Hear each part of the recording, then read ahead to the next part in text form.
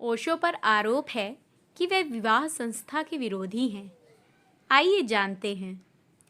ओशो के कारण ही विश्व भर में लिव इन रिलेशनशिप का प्रचलन शुरू हुआ। यह एक घातक प्रचलन है जिसके चलते समाज में बिखराव और अराजकता फैल रही है। ओशो कहते हैं कि परिवार की परंपरा को समाप्त कर कम्यून की अवधारणा को स्थापित करना चाहिए। ओशो की नज़र में जब परिवार की ज़रूरत नहीं तो विवाह गौण हो जाता है। ओशो कहते हैं कि एक एक परिवार में कलह है, जिसको हम गृहस्थी कहते हैं। वह संघर्ष, कलह, द्वेष, ईर्ष्या और 24 घंटे उपद्रव का अड्डा बनी हुई है। ओशो के अनुसार तो हमने सारे परिवार को विवाह के केंद्र पर खड़ा कर दिया है। ओशो चाहते हैं कि लोग बगैर विवाह करे अपनी मर्जी से प्रेम के साथ भले रहें, लेकिन विवाह की कोई ज़रूरत नहीं है। विवाह होगा तो समाज होगा, समाज होगा तो देश होगा, देश होगा तो सभी तरह के उपद्रव भी होंगे। यह विवाह प्रथा खत्म होना चाहिए, ऐसा ओशो का मानना है। ओशो पर ईश्वर विरोधी या फिर नास्तिक होने का भी आरोप है। तो चलिए जानते हैं इस बारे में भी। ओशो कहते हैं कि ईश्वर है तो उसके साथ सभी तरह का पाखंड जुड़ा रहेगा। पाप, पुण्य, स्वर्ग नरक, अवतारवाद, पैगंबर, पूजा पाठ, धर्मांतरण, धर्म ग्रंथ, मंदिर, मस्जिद, चर्च आदि सभी तरह के पाखंड जुड़े रहेंगे। प्रॉफिट और धर्म ग्रंथों के बगैर ईश्वर की कल्पना मुश्किल है। ओशो ने ईश्वरवादी विचारधाराओं का विरोध किया है।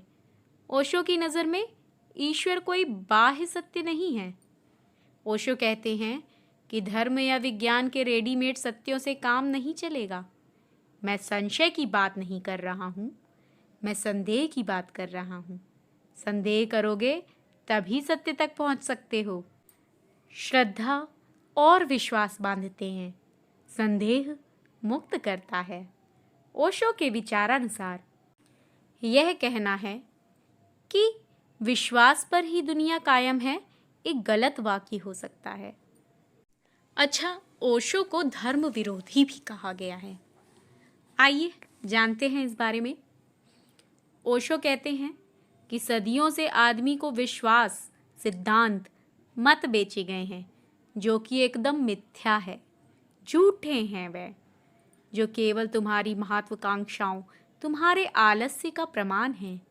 तुम करना कुछ चाहते नहीं और पहुंचना स्वर्ग चाहते हो, परंतु कोई पंडित, पुरोहित या तथाकथित धर्म नहीं चाहते कि तुम स्वयं तक पहुंचो, क्योंकि जैसे ही तुम स्वयं की खोज पर निकलते हो, तुम सभी तथाकथित धर्मों, हिंदू, मुसलमान, सिख, ईसाई के बंधनों से बाहर आ जाते हो।